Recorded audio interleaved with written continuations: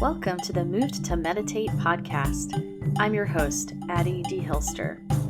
If you're a yoga practitioner or teacher who knows that there's more to yoga than poses, but you're wondering where to find that, come join our quiet little party. Here you'll find resources to help you deepen your practice, as well as insightful conversations with yoga, movement, and meditation teachers from a range of traditions. On this podcast, we spotlight the more contemplative aspects of movement practice. So we talk about all things gentle yoga, meditation, yin, restorative, yoga therapy, mindfulness, and more. Listen in and connect to a community of like-minded practitioners.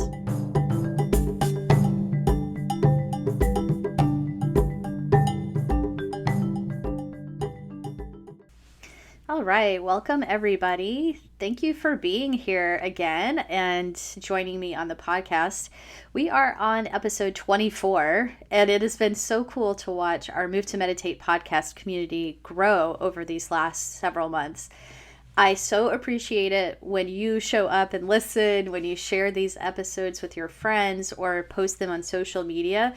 It makes a huge difference, and it means a lot to me. Really, I can't even tell you. So today I'm going to be introducing our next deeper dive theme, which is going to be about Metta, M-E-T-T-A, or loving kindness, Metta practice. And it feels a little early because February is a short month, and when this is falling feels just kind of early to me. But that's okay. It's a preview for our Move to Meditate theme for March. And we can still keep practicing equanimity throughout the rest of February and honestly for the rest of our lives. And, you know, the deeper you go with these kinds of practices like equanimity and metta, the more you'll realize how they intertwine and they not only balance each other out, but they support each other. So equanimity and metta and compassion and joy and gratitude, all these heart practices are not really separate topics as much as they're different flavors. So we're bringing in the new dimension now of metta and adding it to our equanimity practice.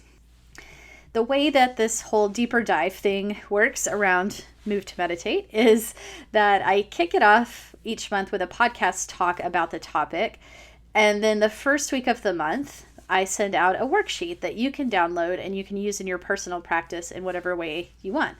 The worksheet always has some creative ways to contemplate the topic. So like not just listening to a talk, but like writing your own words, using images, symbols, suggestions I give for weaving it into your yoga practice, your movement practice, your meditation. And then in the third week of the month, I send out a guided meditation on the topic so you can have just like a little more clear guidance on that aspect. And this is all free, so all you need to do is sign up for the email list to make sure you're on it to receive all these resources every month and to kind of like practice along with this Move to Meditate community, which is so cool. So you can go to movedtomeditate.yoga to sign up or look for the link in the podcast description or the show notes, and you'll find it there or any of the sign up boxes on my movedtomeditate.yoga website. And I will remind you again about getting on the list by the end of the episodes. We'll talk about that again. And I also wanted to let you know that interview episodes will be coming back to the podcast next month. My schedule got a little bit disrupted when I had to travel back east unexpectedly and kind of like take a week out of my schedule. And I had to rework some plans for interviewing people. But I'm really excited to bring you some new conversations soon. And we're going to be touching on topics about neuroscience and stress resilience and embodiment and some yin yoga. And tomorrow I'm even recording one with someone who's really cool, but I think I'll just tease you with that for now and not tell you who it is just yet. You'll have to tune in and find out. But we can look forward to more interview conversations soon. One more update before we dive into this metta topic today. I'm teaching a free Mindfulness 101 workshop this weekend, which is February 26th, 2022 at 1:30 Pacific time, if you're listening to this around this time when it's coming out. So if you are intrigued by all of this meditation talk on the podcast and want some help getting your practice going, you should definitely check this out. It's going to be recorded, so if you are busy or your time zone doesn't align with mine, that's fine. You can totally still participate. We're going to go over some mindfulness definitions and some of the kind of misconceptions that often trip people up, and of course do some practices together. I'll be answering whatever questions you want to bring, and we'll just basically enjoy being in the present moment together. So it's free. It's on Zoom. You just have to sign up at movedtomeditate.yoga/events to get the Zoom link and the recording. So that one is at movedtomeditate.yoga/events. Okay, I hope to see you there. It'd be really fun. All right, so we've made it to our topic. We made it through the announcements. When I'm on retreat, my teacher always calls that announcement meditation. It's really funny because it's like, can you be mindful while you're listening to the preamble and waiting to get to the good stuff? Okay, but so today the topic is Metta, and I'm really excited to talk to you about it. It is a really important part of mindfulness meditation and any mindful movement practice, I think. It's really essential, right? Because it's the attitude of mind that we're bringing to the practice and to the way that we're treating ourselves and treating others. And it's actually such a big topic that I'm going to give you some of it today and then come back with another episode in a few weeks. And that's where I'll go into a little more detail about the metta phrases and like composing your own metta phrases, finding words that work for you, and some of the nuances of sending metta to others, the practice of kind of using another being as your muse for metta, like yourself as one object, but difficult people, neutral people, friends, they can all be objects of our metta practice. So I'll talk about that more next time. To start with, metta is one of the heart qualities or wisdom qualities that's taught both within the Buddhist mindfulness tradition and also in the yoga tradition. In the Buddhist tradition, it's one of the 4 Brahma Viharas, which means divine abodes. I explained a little bit about that in the deeper dive episode about equanimity, so you could also go back and listen to that. That was our February theme. And the word metta is the Pali term. Pali, P-A-L-I, Pali is the language that the early Buddhist texts were written down in. So when you're thinking of it or hearing about it from the kind of Buddhist framework, it's usually called metta. But in Sanskrit, it's called Maitri. And actually, I should say in Zen or Tibetan Buddhism, it also might be called Maitri because they use Sanskrit more. And I'm just so steeped in Theravadan Buddhism from insight meditation that I tend to use the term metta because the Pali texts are more relevant there. Okay, so metta or Maitri. Loving kindness is kind of the typical translation into English, but I also like the terms goodwill or benevolence or friendliness as translations. Kindness is good. Love sometimes feels a little bit unattainable, depending, for some of us it kind of hits that way. So you can retranslate as needed to something in this neighborhood of goodwill or friendliness or benevolence if loving kindness doesn't quite get your juices flowing like it should. So the 4 qualities, including metta, as I mentioned, are part of the yoga tradition too. So I kind of wanted to start with how they're described in the Yoga Sutras, just to bring this out. So it's in this one verse of the Yoga Sutras called Sutra 133. And this is the Mukunda Styles translation. Of course, there are lots and lots of translations of the Yoga Sutras, but this is one. So it goes like this. By cultivating attitudes of friendliness towards happiness, compassion towards suffering, delight towards virtue, and equanimity towards vice, thoughts become purified, and the obstacles to self-knowledge are lessened. So friendliness towards happiness, that's the metta one. Did you notice how in that sutra, they're all described as a response to something? Like friendliness is a response to happiness, compassion as a response to suffering, delight or joy, that's mudita, towards virtue or towards goodness, or some good event, good fortune, and equanimity towards vice, or you can think of vice as whatever is disliked, whatever makes us aversive. And so this kind of framework of the pairing is also consistent with sometimes how I've heard it taught in the Buddhist mindfulness tradition, where each of the qualities has a sort of special ability to meet different circumstances. And so, for example, compassion is how the heart responds when it encounters struggle or suffering.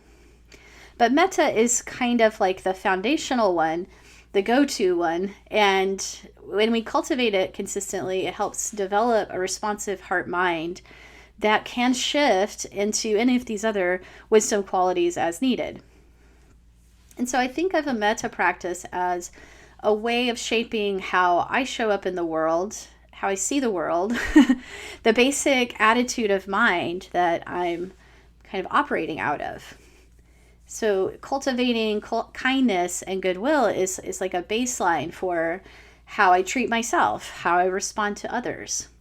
And it's like a lens we see through, right? We all have worldviews and lenses that we're seeing through that often we're not so conscious of. And we could be looking at the world through a point of view of friendliness and kindness, or we could be looking at the world through a lens of fear and suspicion. Many people do. Or aversion and judgment, or of wanting, right? These are really common frameworks that we see the world through. And to see through a lens of metta actually takes a lot of practice. It's kind of like reprogramming ourselves because it's really not the default setting in our culture, or probably any culture in the world. It's very human of us to see through these more negative worldviews. We have that negativity bias that the neuroscientists always talk about. And an obvious example of that is how conditioned we are to see ourselves and each other through lenses of unconscious bias.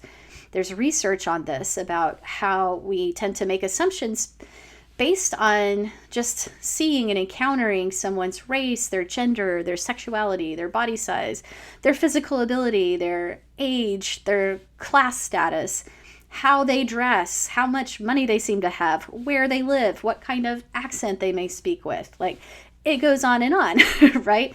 And so much of that processing is unconscious, and it's our conditioning. And it shapes how we see the world and how we see others and how we respond to people and how we behave with each other. And metta practice really teaches us to see through these assumptions, right? To see when we're making an assumption. And to really come back to this fundamental recognition that all beings, every human, every living being, wants to feel safe, wants to feel happy, wants to feel healthy, and wants to live in peace. They might not always be acting like it, but at the heart of it, that's really at our core, that we all have these same kinds of desires, these simple desires, and that everyone, this metta practice teaches us, everyone is inherently worthy of the same benevolence. And it can be challenging to accept that at times, and that's why it's a practice. But here's something from the Metta Sutta. So this is a text from the Buddhist tradition, the Metta Sutta, just a little chunk of it. Wishing in gladness and in safety, may all beings be at ease. Whatever living beings there may be, whether they are weak or strong, omitting none, the great or the mighty, medium, short or small, the seen and the unseen, those living near and far away, those born and to be born, may all beings be at ease. That's pretty comprehensive, right? I think the way that it's describing, the scope of our metta is like fully inclusive of all beings that we can or even can't imagine, right? So it has nothing to do with our cultural definitions of worthiness and success and who deserves good things and the what have you done for me lately kind of pressure cooker of productivity, or, it's just not something that we have to earn. We all have an equal inherent worthiness of this metta benevolence. So as we practice metta, it really challenges all these kinds of unconscious beliefs that we may be carrying about ourselves and others. It starts to kind of bring those up to the surface so they become conscious. And it can start to uproot things like the negative self-talk that many of us have. It shows us those patterns and can help us to choose more self-kindness. It also challenges us to open our hearts to people that we may not understand or may not consider to be good people even. It can be an antidote to tendencies toward anger or hatred or ill will. Practicing metta for members of the opposite political party is a really great exercise in this. Although you really should start small and where it's doable and where there's not so much reactivity that you just get lost in kind of like the same harsh thoughts about the people that you intended to send metta to. So this practice would definitely fall under the category of metta for the difficult person. And that's part of what I'll talk about more in the episode sequel that's coming in a few weeks about the different kind of categories that we might send metta to. So it is an antidote to ill will, anger, hatred, frustration, people we don't understand, things like that. And in the origin story of metta that comes from kind of some of the commentaries on the Buddhist suttas, also presents metta as an antidote to fear. So that's really interesting to think about how this sense of goodwill and friendliness could be an antidote to fear. So there's kind of this story or legend that comes along that was the Buddha and a group of 500 of his followers, and they had kind of been traveling for a while to find a place to practice, and they arrived at this particular forest where they were planning to settle in for a while and camp and stay for like 2 or 3 months to do their practice. But as it turned out, this forest was already occupied by some spirits, and they were not that happy to have all these monks and practitioners coming in and invading their space. So as the monks started to begin their practice and try to settle in, the spirits tried to chase them away and scare them off with spooky sounds and startling sights and stinky smells, even stinky smells. And guess what? It was beginning to work.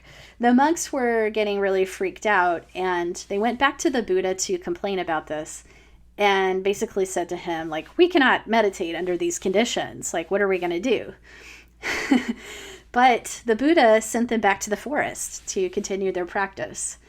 However, he did not send them back in without reinforcements. He sent them with metta practice because he knew they were facing hostility and they were afraid, so he gave them this metta practice to do.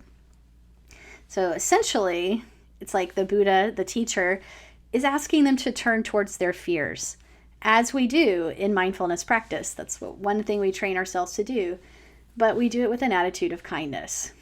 Turn back towards our fear with this sense of kindness and metta. And I think it's really interesting how this kind of message comes through of how a strong intention of goodwill and friendliness could actually bolster our courage and dissipate our fears. So anyway, the monks went back into the forest and started to really diligently practice metta. And as the legend has it, pretty soon the hostile spirits sensed their friendliness and their peaceful wishes and decided that they were welcome there after all. So it not only decreased the fear that the monks themselves were experiencing, but it actually affected the spirits that were causing them havoc. The spirits actually became their protectors and started to guard the monks in the forest to protect them there through their practice time.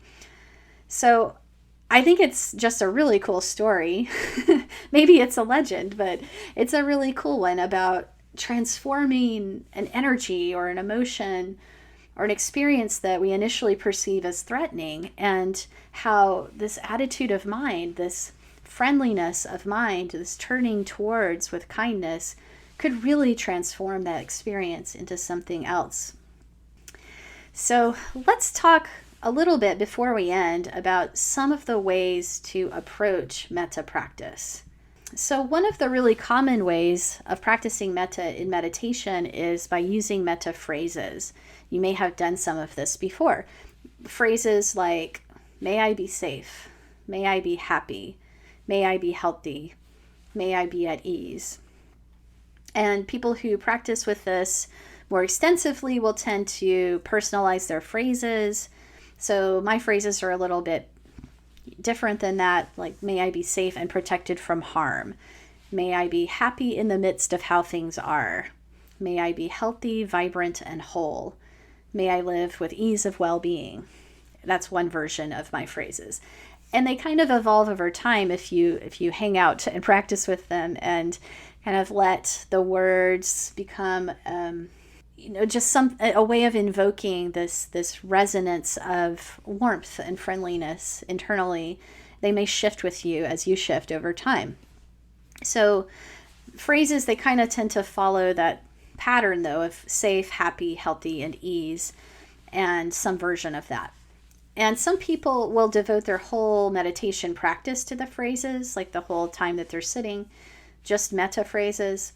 And another common way of doing it is to do a different kind of meditation, like mindfulness of breathing, or a different focus, like a body scan for the majority of your meditation time, and then close with like 5 minutes or 10 minutes of metta. So it's there incorporated into the routine, but it's not the entirety of the practice. It can kind of like fit in together with a different mindfulness technique. So metta phrases, that's a really common way of practicing this. You can also use metta phrases while doing walking meditation. And I learned this on a metta retreat once. So when we would go from sitting meditation to walking meditation, we would just go outside and keep going with our phrases and kind of match the rhythm of the walking and the rhythm of the phrases. So kind of the steps you're taking would kind of underline the words that you're saying. May I be safe, may I be happy, may I be healthy, may I be at ease. So that's a great way of doing it as well if you like to practice walking meditation. Another kind of less formal way that's great is to practice sending a metta wish to every person you pass as you're walking down the sidewalk or going out to the park and walking, and just as you pass someone in your head, kind of just spontaneously sending them a little metta wish, a little, may you be safe, may you have what you need, may you be healthy, may you have a good day, may you be at ease, and just kind of whatever pops into your head as you see them. Sylvia Boorstein, who's a great senior teacher in this insight meditation tradition, talks about doing that at the airport. That it's a great place to practice metta, where you can see so many people coming together, departing, arriving, moving quickly, trying to get through security, the kind of like stresses and the anticipations and all the different stories that are present there, and just using it as an opportunity to secretly send metta to the people around you, or to wish for the safety of all the passengers on the plane that you're on. It could be a really great practice.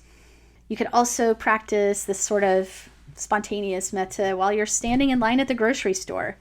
And wouldn't that be an interesting alternative to checking your phone? Might that be a better use of your 3 minutes of standing in line at the grocery store? Give it a try and let me know. So, and then another place we can practice metta in our meditation, if we're doing a meditation practice, we can incorporate it into a body scan. You can find guided meditations on this online, Metta body scan, that while you're meditating, doing the body scan, you move your attention slowly through the body and bring awareness to each area. And as you do that, you incorporate a metta wish. So, like, for example, as you're feeling your shoulder, you might talk to it kind of and say, may you be safe, may you be free from pain. Or whatever part of the body you're on, it could be a different wish, like may you be resilient, may you be free from stress, may you be healthy.